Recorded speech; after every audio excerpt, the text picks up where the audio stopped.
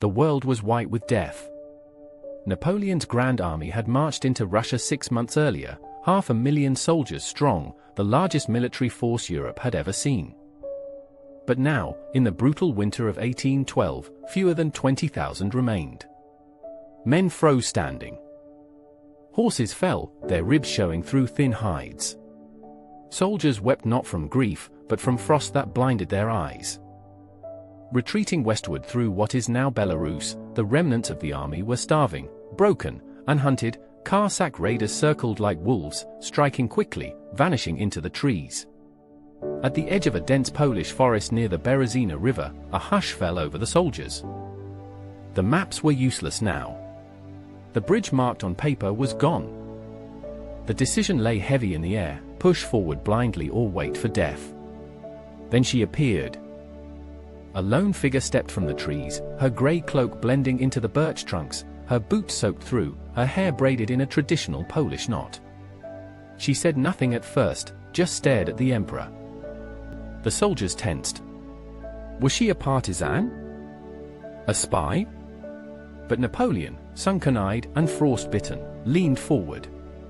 "Who are you?" he asked in broken Polish. "I know a way through," she said. "But you must trust me." Trust was a rare currency. But they had nothing else. She turned and walked into the woods. They followed. For days, she led them through thickets and shadows, over frozen streams and under snow-laden branches.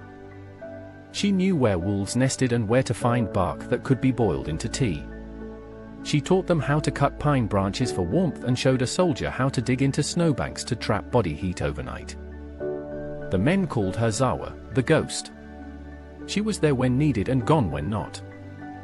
She walked always a few steps ahead, never behind. She didn't sleep near the campfire. She didn't speak unless spoken to. But she watched, always watched. A young drummer boy collapsed from exhaustion. The others prepared to bury him in snow. She kneeled, rubbed snow on his chest, and forced honey between his lips. She had no bag, yet honey appeared. The boy lived. "She's not of this world," whispered the men. Napoleon, wrapped in furs too thin for the cold, watched her closely. On the 7th night, gunshots cracked through the trees. A Cossack patrol had found them. Chaos erupted, muskets flashed, horses screamed. But the woman didn't flinch. She grabbed Napoleon's reins, cut them free, and pulled him into the dark woods as shots echoed behind. They ran for hours. When dawn came, they were alone. 30 soldiers had followed them. The rest were gone. Napoleon collapsed against a tree, coughing blood. "You knew," he rasped. "You knew they would come." She didn't answer. Instead, she handed him a strip of cloth soaked in pine sap and said, "Breathe." He did. The coughing stopped. By the 9th day, the soldiers had begun to follow her without question. She navigated by stars, not maps. She avoided open fields, sensing enemy scouts before they appeared. Her voice came rarely, but when it did, men obeyed. At a ruined farmhouse, she found dry oats in the cellar, enough for every man. At a burnt-out chapel, she led them to a hidden well. No one asked how she knew. They were past asking. One night, Napoleon asked her again, "Why are you helping me?" She stared into the fire, her voice low. "My father died under your banners. My mother died when your army fled. I have no love for you." "Then why?" "Because if you die in these woods, the world forgets Poland. But if you live, you remember." Napoleon said nothing. But he looked at her differently after that. On the 12th day, they reached the Berezina River. What they found was ruin. The bridges had been destroyed. Ice cracked over black water. Thousands of soldiers, those who had gone ahead, were trapped on the far bank, trying to cross. Cannon fire thundered in the distance. Cossacks were closing in. Panic broke out. Officers shouted orders. Men tried to swim across and vanished beneath ice. Others turned back, hoping for another path. Napoleon stood silently, staring at the river. The woman walked to the edge, knelt, and dipped her fingers into the current. 3 miles north, she said. There is a place shallow enough to cross. But you must go now. How do you know? Asked a general. She looked up. Because my people used it for centuries.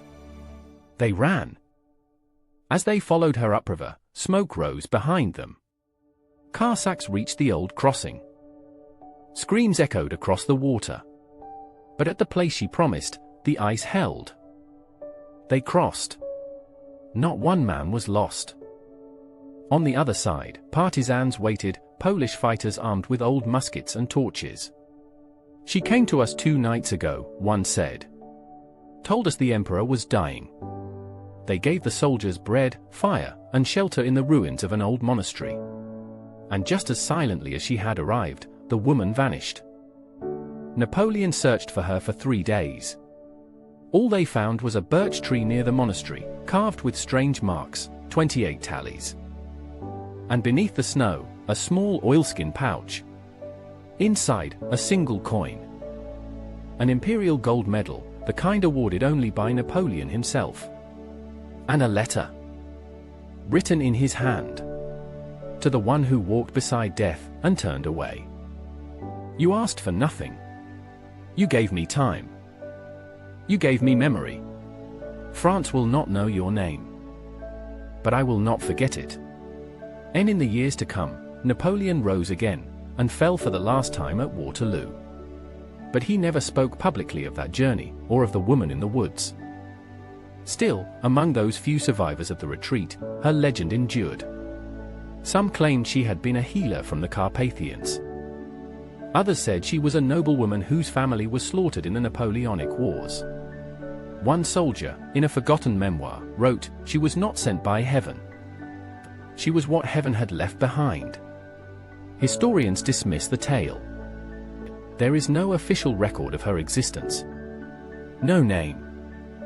No painting. No burial site. Just fragments, letters, whispers, memoirs, and the memory of survival against all odds. But in a crumbling Polish church outside Vilnius, there is a wall of offerings from those who prayed for safe passage during the war. Among the faded rosaries and broken sabers, one object stands out. A gold imperial coin. Pinned to a worn scrap of parchment bearing 3 words, she chose mercy.